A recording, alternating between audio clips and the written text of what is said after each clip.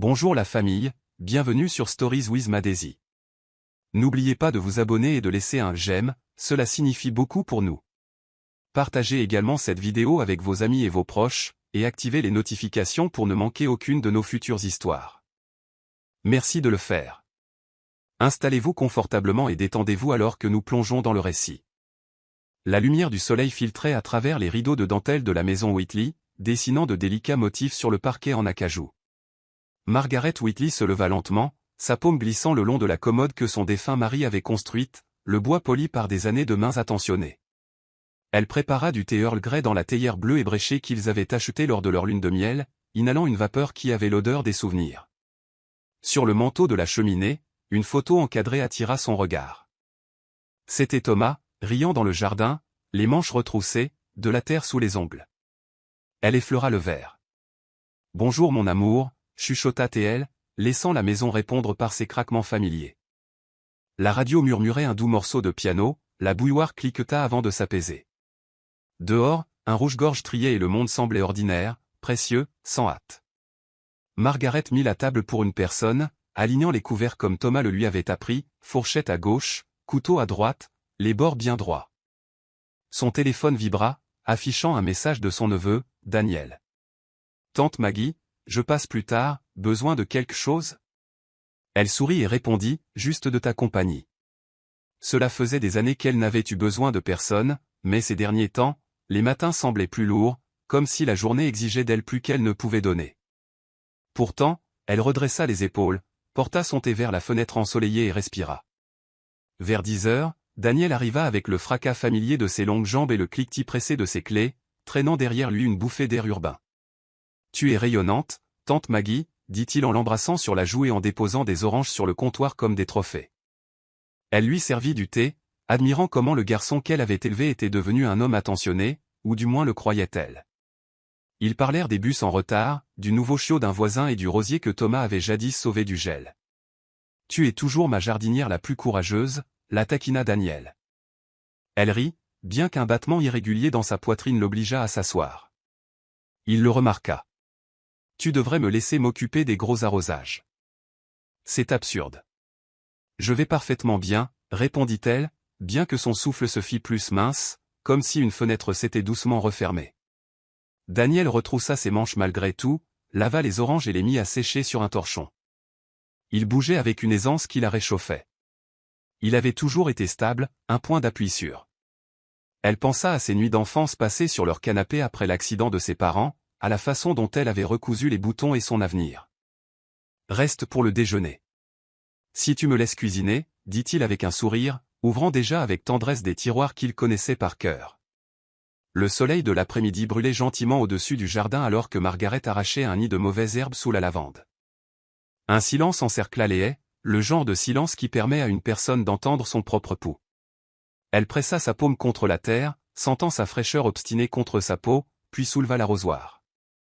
Une vague monta en elle, soudaine et vertigineuse, l'horizon glissant sur le côté comme un cadre photo bousculé.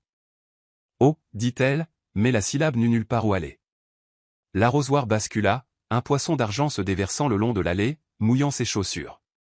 Le chant du rouge-gorge s'amenuisa jusqu'à devenir une tête d'épingle.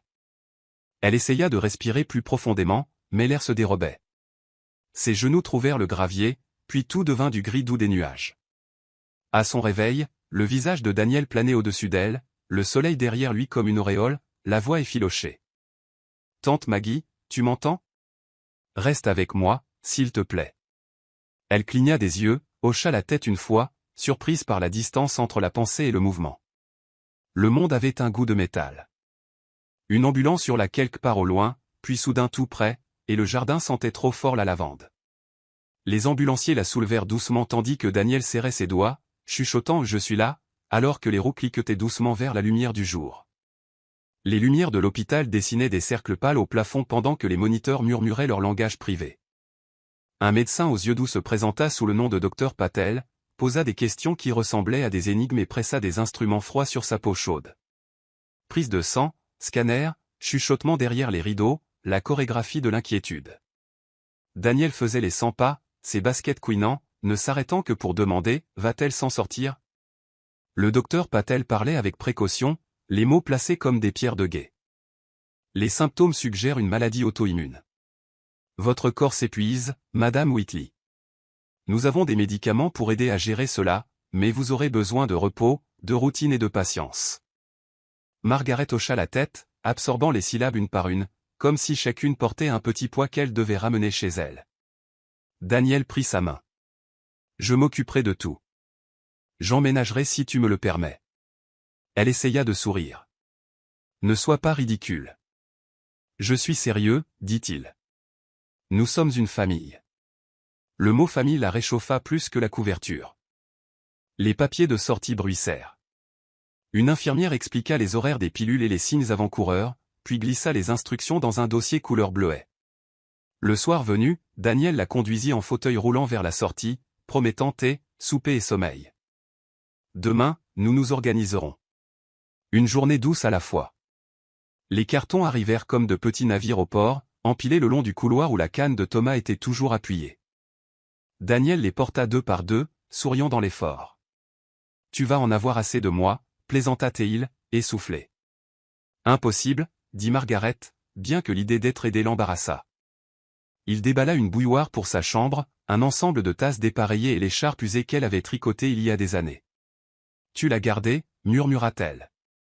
Elle m'a gardé, répondit-il doucement. Dans la cuisine, il étiqueta les bocaux, régla des alarmes pour les médicaments et plaça des citrons frais dans un bol parce que, disait-il, il ressemblait à du soleil. Elle le regarda aligner ses journées avec des listes et des minuteries, admirant sa netteté, la façon dont il pliait le soin dans les coins. Au dîner, il servit une soupe au poulet et des toasts beurrés, avertissant, trop chaud, telle une mère poule en basket. Elle sourit, l'appétit lui revenant enfin. Sous la table, ses pieds picotaient d'une étrange gratitude et d'une peur plus petite, plus triste. Avoir besoin, c'est être vulnérable. Elle plia sa serviette lentement, lissant ses plis, et lui demanda de rester. Il le fit, et la maison expira, s'installant dans de nouveaux rythmes. Calme, tendre, délibérément ensemble. Les nuits raccourcirent sous la vigilance de Daniel. Les alarmes du téléphone sonnaient à 9h, midi, 4h et 8h. Chaque carillon devenait une petite promesse. L'heure des médicaments, disait-il en apportant de l'eau dans son gobelet préféré gravé de feuilles de lierre. Entre les doses, il changeait les draps, aérait les chambres et la taquinait. Nous rendrons cet endroit si propre que la poussière déposera une plainte. Elle riait, le son la surprenant par sa jeunesse. Il regardait de vieux films où les amants échangeaient des répliques spirituelles et où les trains sifflaient dans le brouillard. Parfois, Daniel mettait le film en pause pour poser des questions sur Thomas, et Margaret racontait des histoires de tomates tenaces et d'un pique-nique d'anniversaire qui avait attiré une famille d'oies. Vous deux étiez agaçants de perfection, dit-il, souriant à la lueur de la lampe. Nous étions ordinaires et nous faisions de notre mieux, corrigea-t-elle. Le sommeil venait plus facilement quand elle entendait Daniel bouger dans la pièce voisine, c'est pas comme une berceuse. Le mardi, il s'assit avec elle pendant une prise de sang, grimaçant plus fort qu'elle. Tu es plus courageuse, insista-t-il. J'ai de l'entraînement, dit-elle. Sur le chemin du retour, ils se disputèrent pour savoir si les scones avaient besoin de raisins secs. Sous la plaisanterie se cachait une lueur. Elle se croyait en sécurité, et il se comportait comme la sécurité elle-même. L'illusion les enveloppa tous deux dans une gaze douce et indulgente cette nuit-là. La routine se cousait dans les jours comme des ourlets soignés. Les matins commençaient par du thé à la menthe poivrée et des mots croisés que Margaret ne finissait jamais parce que les blagues de Daniel bousculaient les indices. 4 lettres, t'es-tu, disait-il. Toi, répondait-elle, et il s'inclinait. Après le petit déjeuner, il la conduisait chez le docteur Patel à travers des rues bordées de hêtres laissant tomber des confettis de feuilles. Margaret notait comment Daniel vérifiait les rétroviseurs, mettait son clignotant haut et tapotait le volant au rythme de la radio. Il lui apportait un gilet dans les salles d'attente quand l'air devenait clinique et froid.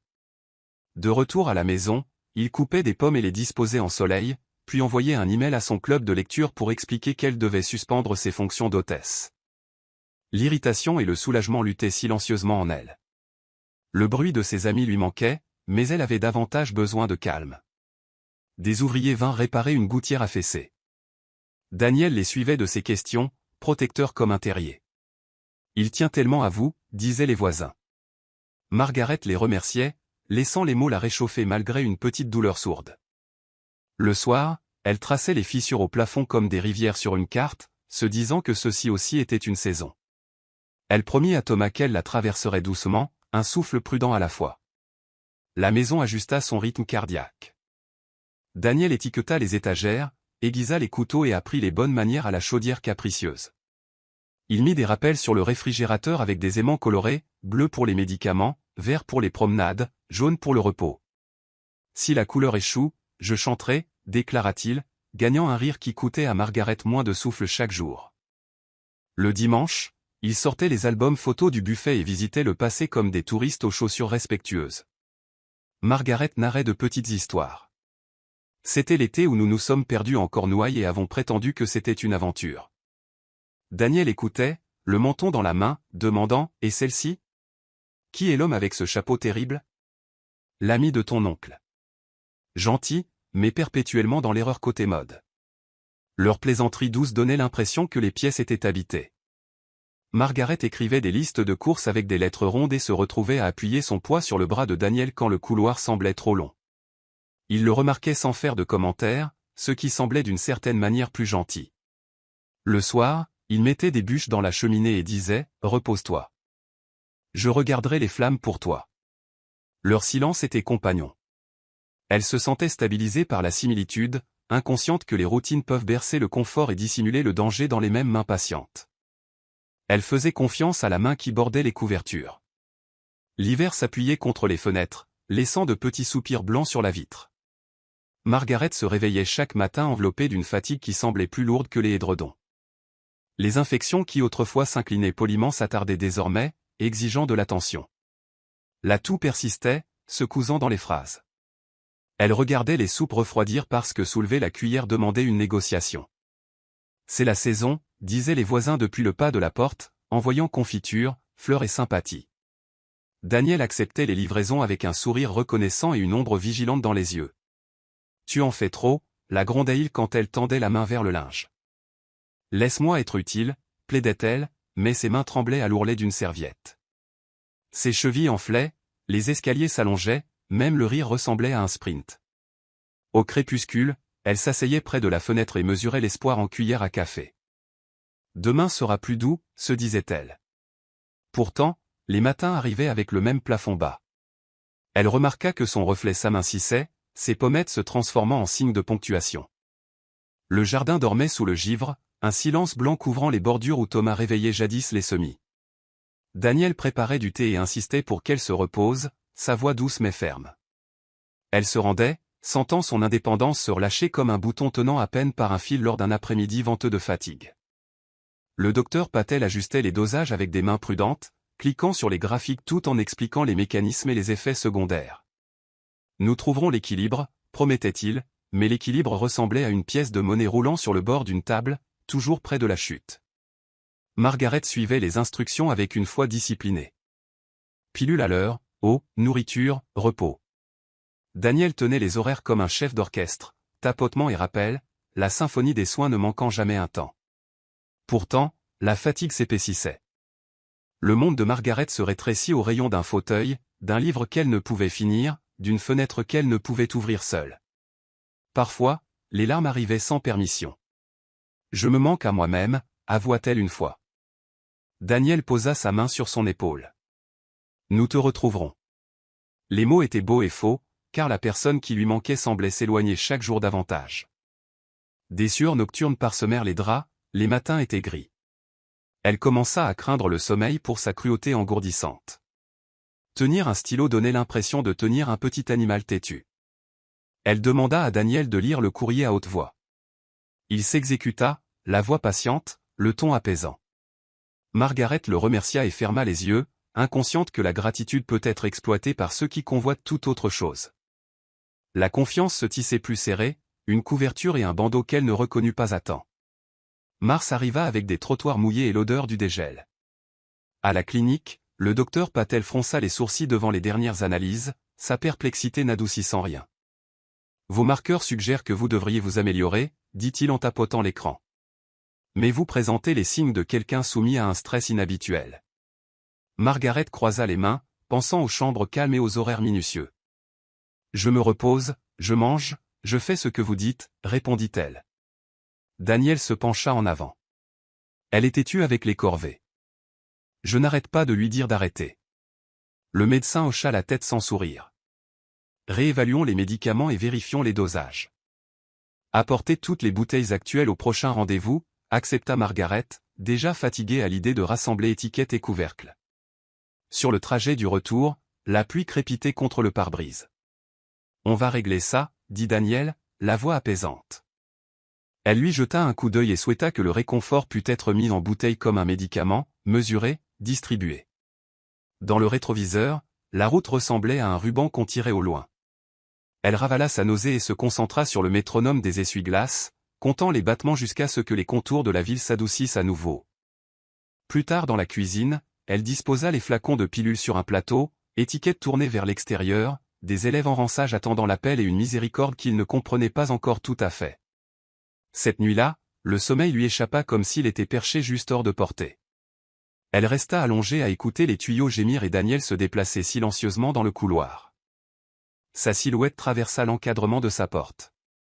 Il chuchota, « Tu as besoin de quelque chose ?»« Non, chérie. »« Merci, » dit-elle, fermant les yeux sur une gratitude à laquelle elle voulait se fier. Le matin, il prépara un café assez fort pour réveiller une cathédrale et lui présenta des mouillettes alignées comme pour une parade. « Aujourd'hui, nous allons mettre du soleil sur ton visage, » annonça-t-il. Elle se laissa mettre dans son manteau, une enfant dans un rituel minutieux. Les allées du jardin étaient glissantes. L'air sentait les pièces de monnaie humides.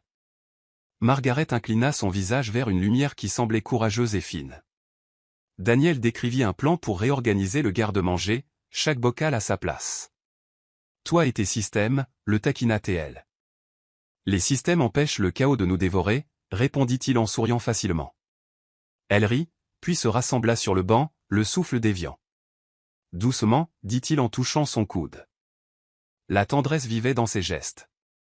C'était assez authentique pour être réconfortant, suffisant pour être aveuglant, et bientôt cela deviendrait un masque qu'elle ne pourrait plus ignorer. Elle prit alors le masque pour de la miséricorde. En avril, les tulipes s'embrasèrent le long de l'allée du jardin, rouges comme de petites proclamations. Margaret se réveilla d'une sieste pour trouver Daniel lisant dans le fauteuil, chaussures enlevées, gilet glissant. Il leva les yeux et sourit, doux comme du lin. « Tu m'as fait peur tout à l'heure, » admit-il. Juste somnolente, dit-elle, forçant la légèreté dans sa voix comme du sucre dans le thé. Il posa le livre et s'agenouilla près de son fauteuil. « Je déteste te voir souffrir. »« Tu seras bientôt en paix, » murmura-t-il, son pouce traçant des cercles sur son poignet. Elle inspira et entendit la phrase comme un réconfort, une promesse que la douleur avait une fin, et non que la vie en avait une. « Merci, » chuchota-t-elle. La pièce semblait épaisse de compassion. Il borda une couverture autour d'elle, la lissant aux épaules, un rituel qu'il avait perfectionné. Ils regardèrent la poussière dériver dans la pente dorée de l'après-midi. Margaret ressentit un doux relâchement, le soulagement reconnaissant d'être portée un moment. Elle ferma les yeux et s'appuya sur les bras usés du fauteuil, murmurant « J'ai de la chance de t'avoir ». Daniel embrassa son front et ne dit rien, ce qui plus tard entrait le silence entre les mots. Les tulipes dehors hochaient la tête comme des témoins, innocentes et brillantes, gardant le secret qu'elles ne pouvaient voir. Les jours suivants s'installèrent dans un silence qui semblait compatissant, presque sacré. Daniel lui apportait des magazines, glissait des sachets de lavande dans les tiroirs et programmait de doux carillons pour lui rappeler de respirer profondément. Il parlait en douce prévision. Bientôt, le pire sera passé. Elle se stabilisait avec ces mots, construisant un petit hôtel d'espoir à l'intérieur d'eux. Au dîner, elle tendit la main vers le sel. Sa main trembla. Il le prit. « Laisse-moi faire, » dit-il, la voix stable, les yeux illisibles. Elle pensa que l'amour porte parfois la discipline comme une armure, protégeant à la fois celui qui donne et celui qui reçoit. Ils passèrent en revue son testament dans des conversations qui semblaient pratiques, pas sinistres. « C'est sage, » dit-il. « Nous devrions avoir tout en ordre, juste au cas où. » Elle hocha la tête, pensant à la gentillesse et à la préparation, pas à la malice. Le soir, il lisait à haute voix un almanach de jardinage, lui disant quand semer les haricots et quand tailler les roses. Elle dérivait dans et hors du sommeil au rythme des instructions. C'était comme être transporté à la rame sur un lac sombre par quelqu'un qui connaissait le courant. Elle ne voyait pas le rivage qu'il espérait, celui sans elle. Sa confiance s'approfondit, ses racines filant dans le sol, inconsciente du couteau qui attendait en dessous. Une lettre du notaire arriva avec des polices polies et une invitation calme à discuter de la planification successorale. Margaret la plaça sur le manteau de la cheminée à côté de la photo de Thomas, laissant l'enveloppe blanchir sous la lumière de l'après-midi. Elle prépara du thé et s'assit, la maison à l'écoute. Ses doigts tracèrent les bords de la lettre comme si une carte pouvait être apprise au toucher. « C'est censé, dit Daniel quand elle le mentionna au souper. « Tu as toujours été censé, sourit-elle. Ce n'est pas morbide de se préparer, ajouta-t-il prudemment. C'est une bonté envers les vivants. La phrase se logea tendrement en elle. Elle imaginait lui laisser la maison qu'il aimait, les économies qu'elle et Thomas avaient construites, un choix économe à la fois. Cette pensée ressemblait à la couture d'un dernier ourlet sur un vêtement qu'elle avait porté toute sa vie. J'appellerai demain, dit-elle, se surprenant par la fermeté de sa voix. Daniel hocha la tête, les yeux baissés, puis les leva avec quelque chose qui ressemblait à de la gratitude. Il serra sa main à travers la table. Elle serra la sienne en retour, inconsciente qu'elle signait, en elle-même, un engagement qui deviendrait plus tard l'appât d'un piège. À l'étage, elle plia le pull de Thomas et imagina Daniel le portant un jour, le confort enveloppé autour de la loyauté, l'histoire réchauffant un avenir auquel elle faisait confiance. Au bureau du notaire, le tapis étouffait les pas et les fenêtres gardaient respectueusement la ville à l'extérieur. Madame Conway, soignée et patiente, expliqua les clauses dans un langage clair. Margaret posa des questions prudentes, entendant la voix sensée de Thomas dans la sienne. Votre bénéficiaire principal. Mon neveu, Daniel, répondit-elle sans hésitation, une chaleur montant derrière les mots. Madame Conway hocha la tête, le stylo en suspens. Nous pouvons inclure des éventualités, proposa-t-elle. Margaret jeta un coup d'œil aux piles de papier soigné, à la photographie dans son sac à main, à la bague qu'elle portait toujours. Restons simples, dit-elle. La simplicité est une sorte de miséricorde. De retour à la maison, elle raconta la réunion. Daniel écouta avec une attention sobre, puis la serra dans ses bras. Tu as toujours pris soin de moi, dit-il. Je veux te rendre l'appareil. Margaret le crut. La soirée se referma comme un livre bien élevé. Elle dormit profondément pour la première fois depuis des semaines, ne sachant pas que certaines histoires tournent leur page la plus sombre juste au moment où le lecteur se sent assez en sécurité pour fermer les yeux. La pluie s'installa pendant la nuit, tapotant les gouttières comme des doigts prudents. Le matin, elle prépara du thé et fredonna, inconsciente que la mélodie frôlait le bord d'une falaise qu'elle ne pouvait pas encore voir, alors que les plans se rassemblaient derrière les rideaux. L'après-midi de mercredi s'attarda, la lumière lente comme du miel le long de la rampe d'escalier. Margaret fit une sieste dans le fauteuil, se réveillant avec un picotement entre les omoplates, la sensation d'être observée. Elle tourna la tête et trouva Daniel dans l'embrasure de la porte, immobile et attentif, un verre d'eau à la main. Son expression vacilla avant de se résoudre en un sourire.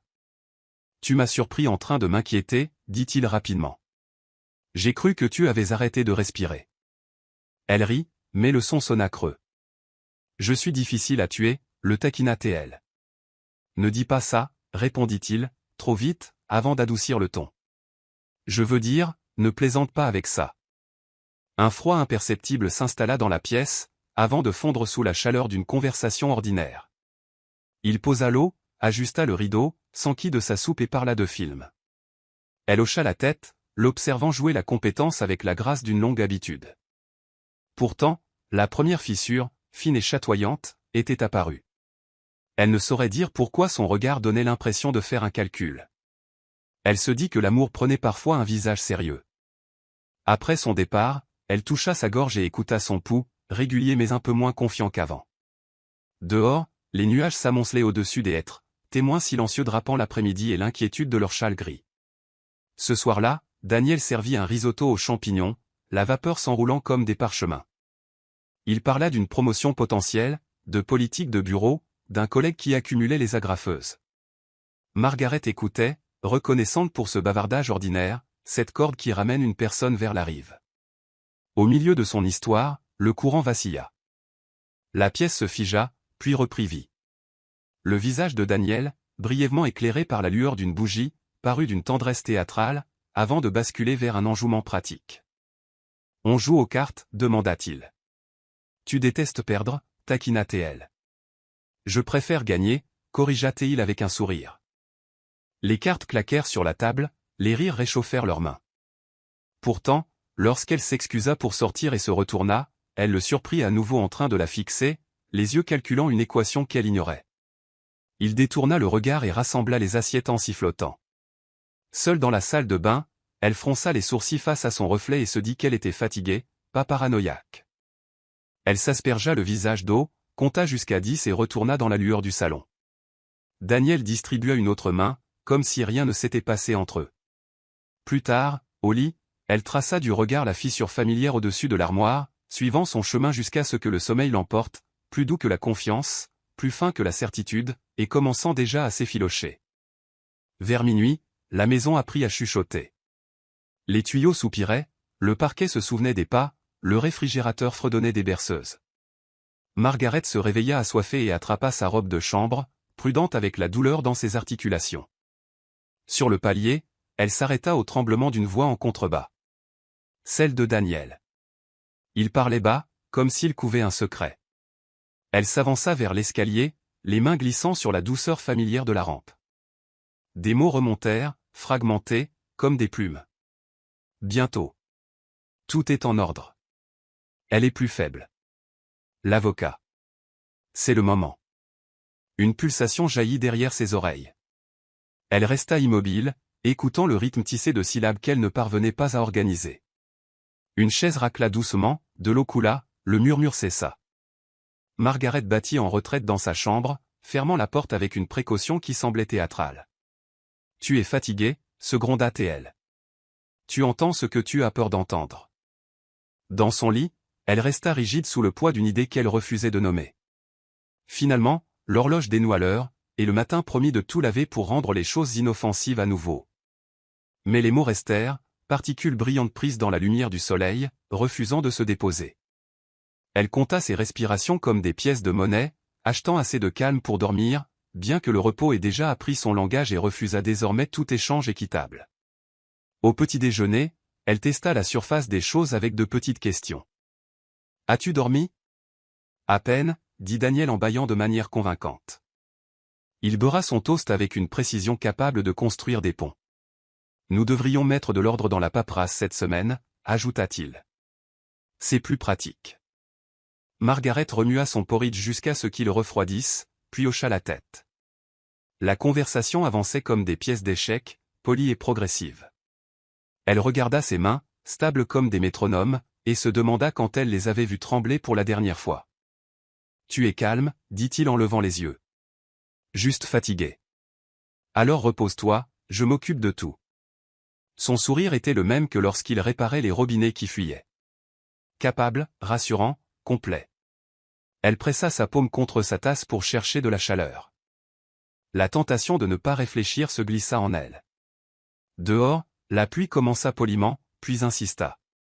Margaret écouta sa cadence et se dit que les tempêtes passent, et que même les chuchotements finissent par s'égarer. Elle appela Madame Conway pour confirmer les prochaines étapes et programma une sieste d'après-midi dont elle savait qu'elle ne viendrait pas.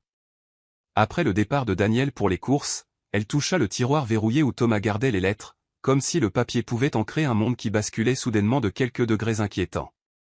Elle respira prudemment, s'exerçant à un calme qui semblait emprunté et fragile. L'appel du notaire arriva en milieu de matinée, alors que Margaret rangeait les couverts dans le tiroir. « Madame Whitley, j'ai l'avant-projet de votre testament. Nous pouvons tout finaliser cette semaine, si vous êtes prête. » Margaret hésita, le poids de la décision s'installant entre ses côtes. « Peut-être la semaine prochaine, » répondit-elle. Lorsqu'elle mentionna l'appel au déjeuner, Daniel posa sa fourchette avec un cliquetis délibéré.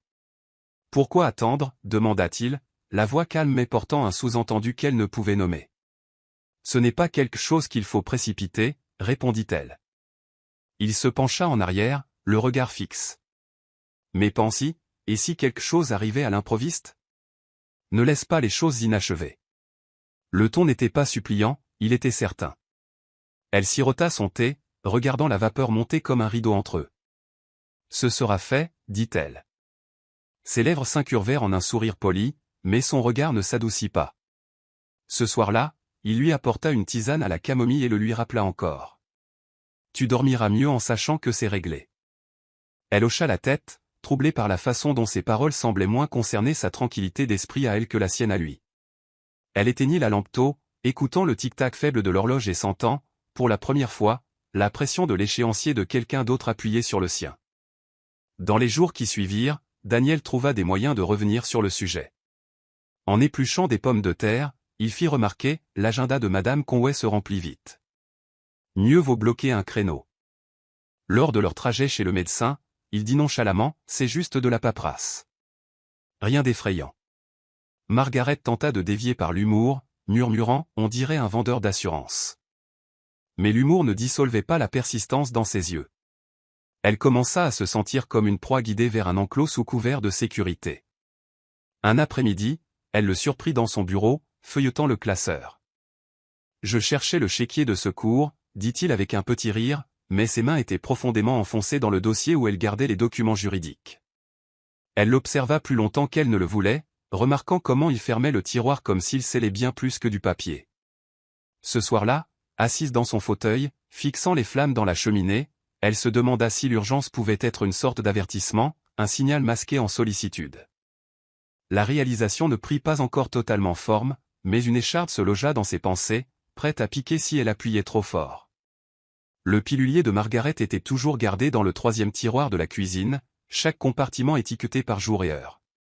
Un mardi matin, elle l'ouvrit et fronça les sourcils. La case du mardi après-midi était déjà vide. Elle vérifia le comptoir pour voir s'il y avait des comprimés égarés, puis la poubelle pour les plaquettes vides. « Daniel, as-tu déplacé mes médicaments » appela-t-elle. Il apparut depuis le couloir, un torchon sur l'épaule. « Je les remplis plus tôt. »« Tu as dû oublier que tu les as pris. »« Je ne pense pas, » répondit-elle lentement. « Je me souviens de ce genre de choses. » Il sourit comme à un enfant insistant que le ciel est vert. « C'est bon, je vais suivre ça pour toi. » Sa main effleura son épaule en passant, légère comme la brume, mais elle laissa sa peau froide. Ce soir-là, elle prit ses pilules dans l'intimité de sa chambre, les gardant longtemps dans sa paume avant d'avaler. L'amertume s'accrocha à sa langue, pas entièrement due au médicament lui-même. Elle commença à noter mentalement quand le pilulier était plein, quand il ne l'était pas, quand il rôdait près d'elle pendant ses prises. Le tiroir devint un témoin silencieux, son contenu changeant de manière qu'elle ne pouvait pas encore expliquer, mais qu'elle ne pouvait plus ignorer. Des jours plus tard, elle remarqua que les étiquettes de 2 flacons étaient plus récentes, l'impression plus nette, bien qu'elle n'ait pas demandé de renouvellement. « Je les ai récupérés pour toi », expliqua Daniel quand elle demanda. « Je ne voulais pas que tu attendes dans cette longue queue à la pharmacie. » Elle le remercia, mais le malaise la rongeait. Ce soir-là, elle fit semblant de faire la sieste dans le fauteuil et l'observa à travers ses yeux mi-clos. Il ouvrit le tiroir, étudia les flacons et fit de petits ajustements précis avant de les remettre en place. Elle resta immobile, sa respiration régulière, son esprit retournant l'image comme une pierre dans sa main. Plus tard, dans le miroir de la salle de bain, elle chercha des signes sur son propre visage, la fatigue, oui, mais autre chose aussi, le tranchant aigu de la méfiance qui commençait à prendre forme. Elle toucha la porcelaine froide du lavabo et pensa à la facilité avec laquelle on pouvait changer quelque chose de petit, d'invisible, et altérer le cours d'un corps. Cette nuit-là, elle verrouilla la porte de sa chambre pour la première fois depuis des années. Cela semblait étrange, à la fois une trahison de la confiance et un acte de défense silencieux, une fine barrière de bois entre elle et la personne dont elle avait cru qu'elle ne lui ferait jamais de mal. La pluie tapait contre la fenêtre en fil régulier, le genre de temps qui invite au sommeil. Margaret était allongée sur le canapé, somnolente, quand le murmure de la voix de Daniel lui parvint de la cuisine. Elle faillit appeler, mais le ton l'arrêta. Il était plus léger que d'habitude, bordé d'amusement. « Honnêtement, j'ai hâte qu'elle meure, dit-il, les mots nets malgré le sifflement de la pluie. » L'air quitta sa poitrine. Elle resta immobile, sa peau picotant. « Le testament est déjà en route, continua-t-il. La maison, les comptes, tout sera à moi. Ça fait des mois que je glisse des immunosuppresseurs dans ces médicaments. Ça marche plus vite que je ne le pensais. » Son estomac se glaça. Elle pressa sa paume contre la coudoir du canapé, agrippant le tissu jusqu'à ce que ses jointures blanchissent. Il rit, un son qu'elle n'avait jamais entendu de lui auparavant, sec et sans chaleur. Un placard se ferma, une chaise racla, et des pas traversèrent le sol. Elle resta figée, le souffle court, jusqu'à ce que le silence retombe. La pluie dehors semblait plus forte maintenant, chaque goutte marquant les secondes où elle restait là, réalisant que la personne en qui elle avait le plus confiance essayait calmement, délibérément, de mettre fin à sa vie. Quand elle bougea enfin, ses mains tremblaient comme si elles appartenaient à quelqu'un d'autre. Elle s'assit, écoutant le sang battre dans ses oreilles. La confrontation flamba dans son esprit, brûlante et immédiate, mais une autre pensée suivit, plus froide. Si elle l'accusait maintenant, il pourrait agir vite, finir ce qu'il avait commencé. Elle se força à lisser son expression quand il revint dans la pièce, tenant deux tasses. « J'ai pensé que tu voudrais du thé, dit-il. »« Merci », réussit-elle à dire, sa voix stable uniquement parce qu'elle la contraignait. Ils burent dans un quasi-silence, la vapeur s'enroulant entre eux comme un mur fragile. L'esprit de Margaret tourbillonnait sous son extérieur calme, cataloguant chaque moment qui semblait désormais différent sous cette lumière.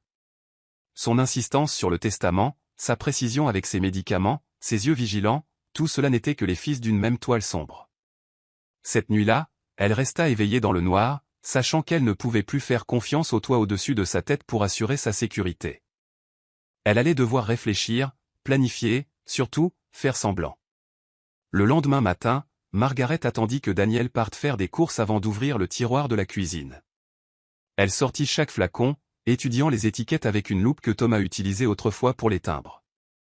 Deux présentaient de légères incohérences, des polices mal alignées, des dates d'expiration tachées comme si elles avaient été imprimées à la hâte. Elle en dévissa un et versa une pilule dans sa paume. Sa forme correspondait, mais la couleur était légèrement différente, un soupçon de beige au lieu de crème. Son cœur cogna.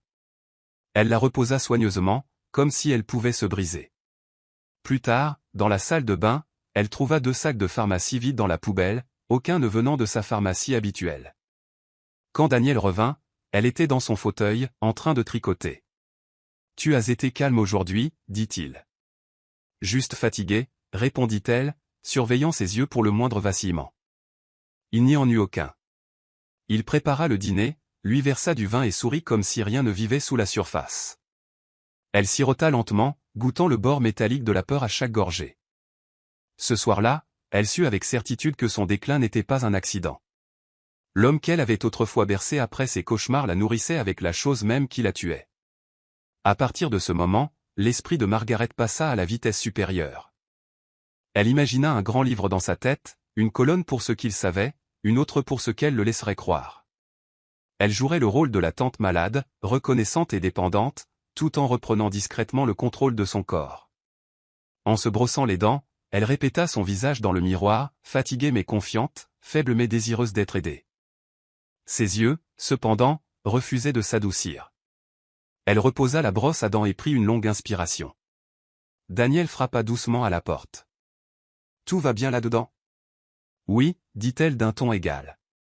Je me prépare juste pour le lit. » Il s'éloigna, et elle écouta ses pas s'estomper, sa prise sur le lavabo se resserrant.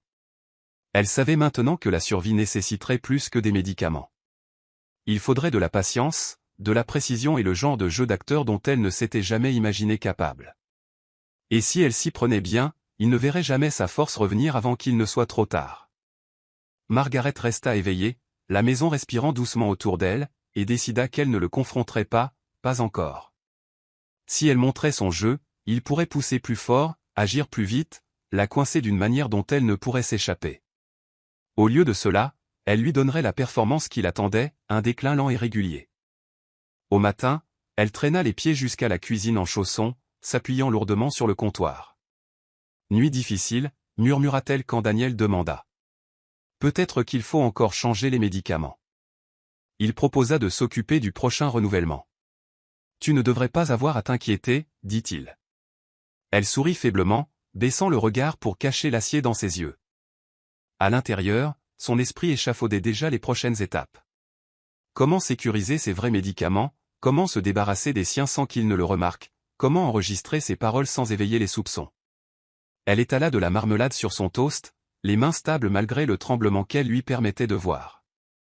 La pièce avait commencé, et elle savait que cela pourrait prendre des semaines, voire des mois, pour tendre le piège. Mais elle attendrait. L'attente, réalisa-t-elle, pouvait être sa propre forme de pouvoir. Cet après-midi-là, elle téléphona à une petite pharmacie à 2 villes de là et confirma qu'ils avaient son ordonnance. Elle s'arrangea pour une livraison sous son nom de jeune fille, à envoyer à l'adresse d'Hélène. Hélène, sa plus vieille amie, qui ne poserait pas de questions tant qu'elle ne serait pas prête à y répondre. Le soulagement fut vif mais bref. Elle devait encore vivre sous le même toit que l'homme qui complotait sa mort, lui sourire au dîner, le laisser border une couverture autour de ses genoux. Au souper, Daniel servit un ragoût et demanda « Tu te sens mieux ?» Elle croisa son regard et laissa échapper un rire doux. « Peut-être demain. » Il hocha la tête, satisfait. Après qu'il fut allé se coucher, elle s'assit dans le salon obscur, l'horloge tic-tacant régulièrement, et sentit un calme étrange l'envahir. Elle ne faisait plus que survivre, elle planifiait. Et bien qu'il ne le sût pas encore, Daniel avait déjà mis le pied dans la toile qu'elle tissait. Chaque fil était posé avec la patience de quelqu'un qui n'avait plus rien à perdre, mais tout à protéger. Le paquet d'Hélène arriva un jeudi matin, enveloppé dans du papier brun et adressé au nom que Margaret n'avait pas utilisé depuis ses 19 ans. Elle le glissa dans sa chambre avant que Daniel ne revienne de son jogging, fermant la porte aussi silencieusement qu'une prière. À l'intérieur se trouvait une réserve complète de ses véritables médicaments, les pilules familières dans leur teinte et leur texture exacte. Elle les aligna sur sa commode comme des soldats, puis en transvasa soigneusement assez pour remplir une petite boîte qu'elle pouvait cacher dans la poche de sa robe de chambre. Dans la cuisine, elle prit les flacons que Daniel lui fournissait et versa le contenu dans l'évier, regardant les comprimés se dissoudre en spirale trouble. Elle remplit les contenants de suppléments inoffensifs, identiques en taille et en forme aux originaux, et les remit dans le tiroir exactement comme elle les avait trouvés.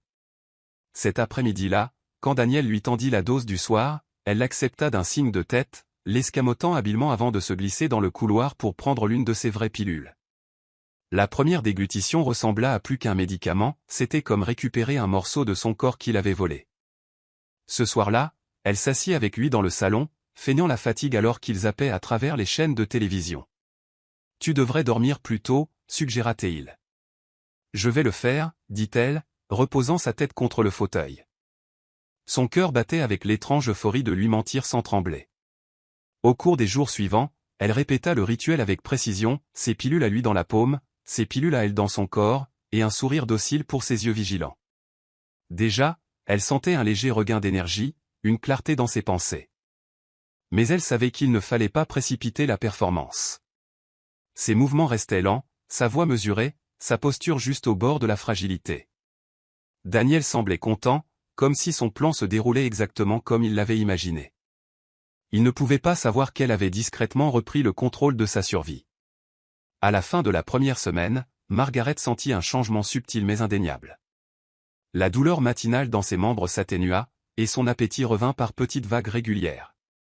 Pourtant, elle masquait son amélioration sous une chorégraphie minutieuse de lenteur. Lorsque Daniel entrait dans la pièce, elle laissait ses épaules s'affaisser, ses mains s'attarder sur le bras du fauteuil pour se soutenir.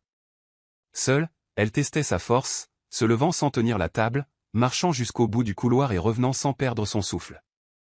Chaque victoire privée nourrissait sa détermination. Un après-midi, elle surprit son reflet portant une légère couleur aux joues, une trace de la femme qu'elle était avant que la maladie ne prenne le dessus. Elle s'autorisa un petit sourire avant de l'effacer. Daniel, toujours observateur, semblait satisfait. « Tu tiens le coup », remarqua-t-il un soir en versant du thé. « J'ai toujours été têtue », répondit-elle, enroulant ses mains autour de la tasse pour une chaleur dont elle n'avait pas besoin. À l'intérieur, son esprit s'aiguisait, cartographiant les prochaines étapes, plus de temps pour reprendre des forces, plus de preuves. Elle commença à répéter des conversations possibles dans sa tête, comment la mener à en dire trop sans dévoiler son jeu.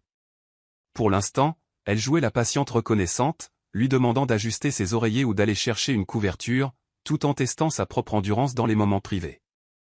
Cette double vie était épuisante, mais elle lui donnait quelque chose qu'elle n'avait pas eu depuis des semaines, le contrôle sur le rythme du jeu. Il ne fallut pas longtemps avant que Margaret ne remarque les inspections subtiles de Daniel. Il s'attardait dans l'embrasure de la porte plus longtemps que nécessaire, les yeux scannant sa posture, sa peau, la façon dont elle levait une fourchette. Un matin, il laissa tomber une pièce sur le sol près de sa chaise. « Oh, regarde, tu as fait tomber quelque chose, » dit-il, observant attentivement alors qu'elle se penchait lentement, délibérément, avec la raideur qui l'attendait. Je vais la voir, murmura-t-elle, le laissant voir sa lutte. Il la ramassa pour elle, satisfait. Plus tard, seule dans la cuisine, elle se redressa de toute sa hauteur et atteignit l'étagère du haut sans effort, souriant à ce petit défi. Il commença aussi à la tester avec des commentaires destinés à mesurer son état mental. « Tu te souviens de quel jour on est » demandait-il nonchalamment. « Bien sûr » répondait-elle avec un rire faible, bien qu'à l'intérieur, elle se hérissait face à l'insinuation. Elle commença à retourner sa vigilance à son avantage, laissant tomber de petits indices d'oubli ou de faiblesse pour le garder confiant dans son contrôle. Le soir, elle rejouait les interactions de la journée dans son esprit, notant combien sa satisfaction dépendait souvent de son apparence diminuée. C'était presque trop facile de nourrir sa croyance qu'elle s'éteignait, alors qu'en vérité, elle récupérait tranquillement chaque centimètre qu'il pensait avoir pris. Margaret commença à tenir un petit carnet caché sous une pile de modèles de tricot dans le tiroir de sa table de chevet. Elle y notait les dates et heures de chaque changement inhabituel dans ses médicaments, chaque remarque désinvolte de Daniel, chaque fois qu'il manipulait les flacons de pilules sans qu'elle le demande. Les entrées augmentaient régulièrement, chaque détail étant un autre fil dans le filet qu'elle tissait. Elle commença aussi à noter ses absences et ses appels téléphoniques, écoutant le ton et le timing. S'il quittait la pièce pour prendre un appel, elle notait la minute exacte, les sons de sa voix, les mots qu'elle pouvait saisir. Elle gardait ses actions méthodiques, ne se précipitant jamais pour relier les points prématurément. Sa patience la surprenait elle-même. Certains soirs, après que Daniel fut allé se coucher, elle restait debout dans la cuisine silencieuse, la main posée sur le tiroir qui contenait les pilules altérées, et ressentait un mélange étrange de colère et de résolution. Elle ne faisait pas que survivre maintenant, elle rassemblait les outils pour démanteler sa sécurité. Cette pensée lui donnait un calme constant, presque dangereux. Il ne s'agissait plus simplement de rester en vie. Il s'agissait de mettre fin à sa capacité de lui nuire, et de s'assurer que lorsque la vérité éclaterait, il n'aurait nulle part où fuir. Ce fut un lundi gris que Margaret décida enfin de contacter Hélène. Elle appela sous prétexte de prendre des nouvelles. Sa voix était légère, mais bordée de quelque chose qu'Hélène ne manqua pas. « Pourquoi ne viendrais-tu pas prendre le thé » suggéra Hélène. Margaret accepta, s'arrangeant pour se retrouver chez Hélène plutôt que chez elle. Quand elle arriva, elle accepta le thé et attendit que le mari d'Hélène quitte la pièce avant de parler. « J'ai besoin de ton aide » commença-t-elle. Hélène se pencha, les yeux plissés. « Pourquoi » La voix de Margaret était stable. « Je crois que Daniel essaie de hâter ma maladie. » Hélène ne l'interrompit pas, laissant Margaret exposer les preuves, les pilules altérées, les mots entendus, et les motifs silencieux qu'elle avait documentés. Quand elle eut fini, la mâchoire d'Hélène était serrée. « Nous allons faire ça correctement, dit-elle. Tu ne peux pas juste l'accuser. Tu as besoin de preuves dont il ne pourra pas se défaire. » Hélène expliqua comment rassembler des preuves solides, comment enregistrer des conversations légalement, comment sécuriser des objets physiques sans les contaminer. Elle donna aussi à Margaret un petit dictaphone et lui apprit comment le cacher. « Sois patiente » avertit Hélène. « Si tu bouges trop tôt, il couvrira ses traces. » En partant, l'enregistreur chaud dans sa poche, Margaret ressentit une nouvelle sorte de force, moins liée au rétablissement de son corps qu'à l'arme silencieuse qu'elle portait désormais. Le vrai combat avait officiellement commencé. La première vraie percée arriva tard un soir. Margaret était dans la véranda, son tricot sur les genoux, quand Daniel sortit dans le jardin pour passer un appel. Elle glissa l'enregistreur de sa poche et le tint bas près de la fenêtre ouverte. Sa voix portait facilement dans l'air frais. « Non, elle s'éteint. J'ai fait tout ce dont on a parlé. Juste une question de temps. Je ne veux pas attendre beaucoup plus longtemps. » Il y eut une pause, puis un petit rire, sec, presque impatient. « Bien sûr que j'ai été prudent. Elle me fait totalement confiance. » Le pouls de Margaret s'accéléra, mais son visage resta serein. Quand il revint à l'intérieur, elle posa une question sur la météo. « Ça s'éclaircit » dit-il, souriant comme si l'air dehors avait été inoffensif. Elle n'éteignit l'enregistreur qu'après qu'il eut quitté la pièce. Les mots étaient maintenant préservés, inchangeables, prêts à être écoutés par les oreilles qui comptaient. Elle réécouta l'enregistrement dans la sécurité de sa chambre verrouillée, le son de sa voix étant plus glaçant sans ses yeux pour l'accompagner. Le conseil d'Hélène résonnait dans ses oreilles. Un seul enregistrement ne suffira pas. Tu as besoin d'un schéma récurrent. Alors elle remit l'appareil dans sa cachette et se prépara à patienter. Le lendemain, elle glissa de subtiles perches dans la conversation. « Je me demande si le docteur pense que je verrai l'été. » Daniel la regarda. « Si ce n'est pas le cas, tu auras eu une belle vie. » Elle ravala son dégoût et laissa les mots flotter, sachant qu'il sonnerait accablant une fois écouté à la suite du reste. Chaque phrase insouciante qu'il lui donnait devenait une autre brique dans le mur qui se refermait sur lui. Des semaines de vigilance tranquille transformèrent le carnet de Margaret en un registre méticuleux. Date, heure, formulation spécifique, photographie des flacons de pilules, et maintenant plusieurs enregistrements, le tout catalogué et stocké dans un dossier qu'Hélène avait suggéré de garder hors de la maison. Un mardi matin, elle remit le dossier épais à Hélène, qui le feuilleta avec un hochement de tête sombre. « Tu as construit quelque chose de solide ici, » dit Hélène. « Il ne le verra pas venir. » Margaret sentit le poids de son propre travail s'installer dans sa poitrine, à parts égales satisfaction et tristesse. C'était son neveu, le garçon qu'elle avait élevé après un deuil. Maintenant, il était un danger qu'elle devait neutraliser. Ce soir-là, Daniel demanda « À quoi penses-tu » ? « Tu es bien silencieuse. » Margaret sourit faiblement. « Je pensais juste au testament, je pourrais le finir bientôt. » Ses yeux s'illuminèrent d'une manière qui l'obligea à ne pas tressaillir. « C'est sage, dit-il, et il commença à parler de la valeur des propriétés comme si la maison était déjà à lui. Elle écouta, hochant la tête aux moments appropriés, chaque mot s'ajoutant à la pile invisible qu'elle construisait contre lui. Quand il partit prendre un autre appel, elle se rassit dans son fauteuil et imagina le jour où cette pile s'effondrerait, l'ensevelissant sous les plans mêmes qu'il pensait devoir assurer son avenir. L'opportunité se présenta pendant le petit déjeuner la première semaine de mai. Daniel remuait du sucre dans son café quand Margaret leva les yeux de son toast. « Ton anniversaire est dans quelques semaines, n'est-ce pas ?» Il sourit. Le grand 3-5. Elle posa sa tasse. « Laisse-moi te faire un dîner ce soir-là, juste nous deux. Quelque chose de spécial. » Ses sourcils se levèrent de surprise, puis s'adoucirent. « J'aimerais beaucoup. » Elle nota la lueur de satisfaction qu'il ne cacha pas assez vite. Pour lui, le dîner était un marqueur, un compte à rebours non officiel vers un héritage qu'il pensait presque à portée de main. Pour elle, c'était une scène construite planche par planche. « Parfait, » dit Hélène cet après-midi-là, sortant déjà son téléphone. « Nous aurons des policiers en civil à proximité. Tu n'auras qu'à donner le signal. » Margaret commença à planifier le menu, non pour célébrer, mais pour faire diversion, son vin préféré, sa coupe de viande favorite, tout pour le garder détendu. Elle commanda même un petit gâteau, sachant que la douceur rendrait l'amertume de la révélation plus vive. Dans les jours qui suivirent, elle le laissa la voir marquer la date sur le calendrier, fredonnant pour elle-même comme si le dîner était un cadeau au lieu de la fin de sa mascarade. Margaret remit l'invitation formellement un soir, glissant une carte manuscrite sur la table après le dîner. « Pour ton anniversaire », dit-elle avec un sourire chaleureux. Daniel la lut, les coins de sa bouche s'incurvant vers le haut. « Tu n'étais pas obligé. »« Je le voulais », répondit-elle, stabilisant sa voix. Il glissa la carte dans sa poche, presque avec révérence, et leur versa à tous deux un autre verre de vin. « Ce sera une nuit mémorable, dit-il. » Elle acquiesça silencieusement, bien que pour des raisons qu'il ne pourrait jamais deviner. Ensuite, elle s'assit seule dans le salon, la lueur de la lampe se déversant sur ses aiguilles à tricoter.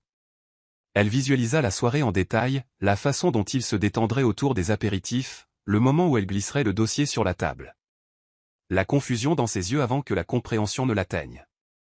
Elle ne ressentait aucun triomphe à l'imaginer, seulement une résolution tranquille. Ce n'était pas une vengeance, c'était une nécessité. À l'étage, elle pouvait l'entendre bouger, fredonnant. Elle se demanda s'il comptait les jours pour la même date qu'elle, tous deux se préparant de manière entièrement différente pour le même moment. La semaine précédant le dîner se déroula dans une paix trompeuse. Daniel était inhabituellement attentionné, lui apportant le petit déjeuner au lit, allumant des bougies au souper, et suggérant même de regarder de vieux albums photos ensemble.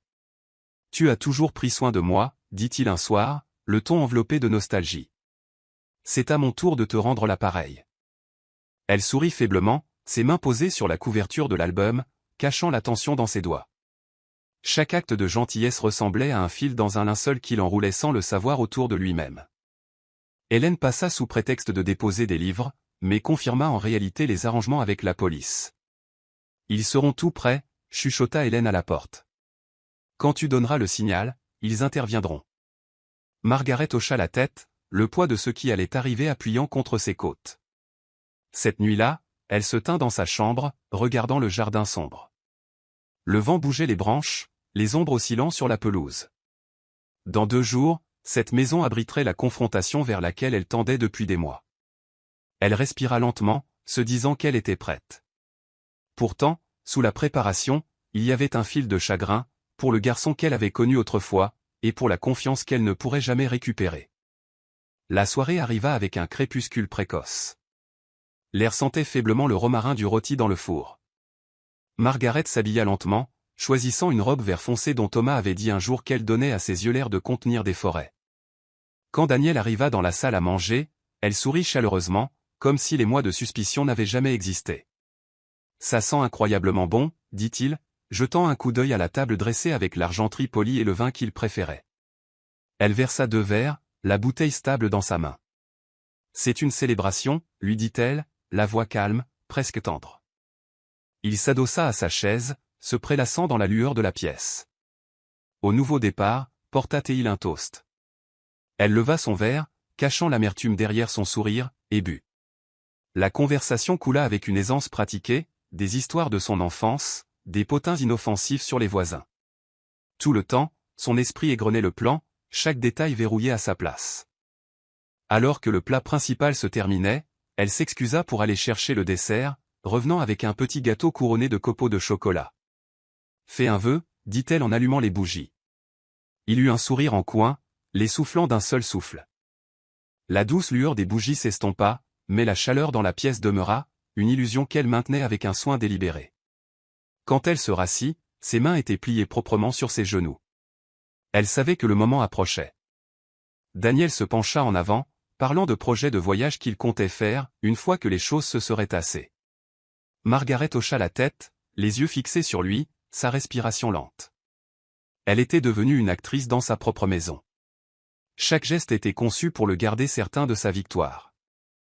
Margaret se pencha à côté de sa chaise et posa le lourd dossier sur la table entre eux. Daniel y jeta un coup d'œil, intrigué. « C'est quoi ça ?»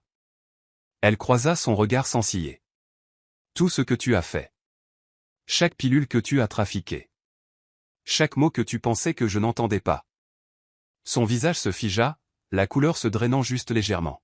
« Je ne sais pas de quoi tu parles, » commença-t-il, mais elle leva une main. « Ne perds pas mon temps. Tout est là, date, photo, enregistrement. » Elle tapota le dossier une fois, le son net dans la pièce silencieuse. « Tu as joué un jeu, Daniel. J'ai appris les règles.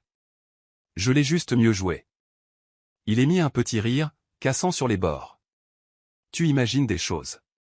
Tu as été souffrante. »« J'ai été souffrante parce que tu le voulais, » l'interrompit-elle. Le silence entre s'étira, épais et inflexible. Des pas résonnèrent faiblement depuis le couloir. Elle ne regarda pas vers eux. « Il y a des gens en dehors de cette pièce qui attendent de te rencontrer, » dit-elle doucement. La mâchoire de Daniel se serra, ses yeux dardant un coup vers le dossier, puis revenant sur son visage. À cet instant, Margaret sentit l'équilibre basculer entièrement. Il savait qu'il n'était plus aux commandes. La porte de la salle à manger s'ouvrit, et 2 policiers en civil entrèrent. « Daniel Cross » demanda l'un d'eux. Daniel se leva brusquement, sa chaise raclant contre le sol. « Qu'est-ce qui se passe ?» Sa voix monta dans les aigus, son calme précédent s'évaporant. « Vous êtes en état d'arrestation pour tentative de meurtre, » dit l'officier en sortant les menottes. « Vous avez le droit de garder le silence. »« C'est insensé, » protesta Daniel en regardant Margaret. « Dis-leur. » Elle resta immobile, son regard fixé sur lui, n'offrant aucun secours.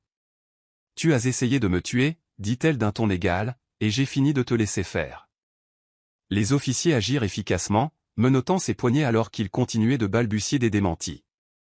Le dossier resta sur la table, non ouvert mais lourd de vérité.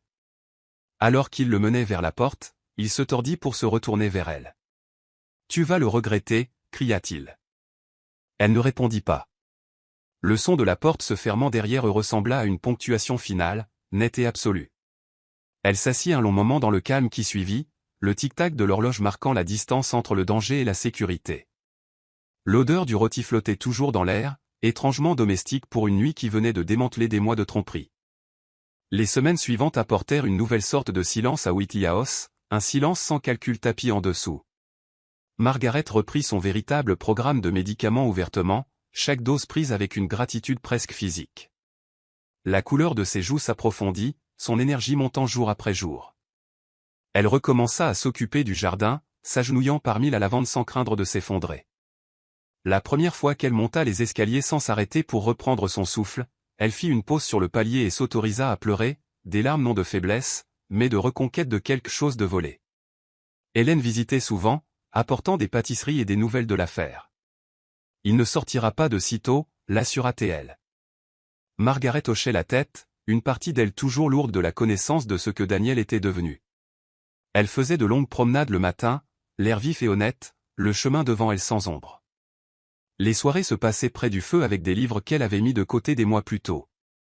Bien que son corps guérisse, elle comprenait que certaines blessures resteraient sous la surface. Mais elle avait survécu, et survivre signifiait maintenant quelque chose de plus riche qu'auparavant. Cela signifiait vivre sans le bourdonnement constant de la trahison sous son toit. L'été revint, apportant une lumière qui se déversait dans les pièces comme une bénédiction. Margaret s'assit dans le jardin un après-midi, sur le même banc où elle avait autrefois caché ses mains tremblantes au regard de Daniel. Maintenant, elle tenait une tasse de thé sans effort, sa posture droite, son souffle régulier. Les roses étaient en pleine floraison, leur parfum se mêlant au bourdonnement des abeilles. Elle ferma les yeux et laissa la chaleur s'installer dans ses os. Pas de pas derrière elle, pas d'yeux vigilants mesurant son déclin, juste la tranquillité d'une vie reconquise. Hélène la rejoignit, posant une assiette de sablé. « Tu ressembles à toi-même à nouveau, dit-elle. Margaret sourit, touchant les pétales d'une fleur proche. Je me sens moi-même à nouveau. Elles restèrent assises dans un silence complice un moment avant qu'Hélène ne demande « Des regrets ?» Margaret réfléchit. Seulement de ne pas l'avoir vue plus tôt. Mais alors, je n'aurais peut-être pas été prête à me battre.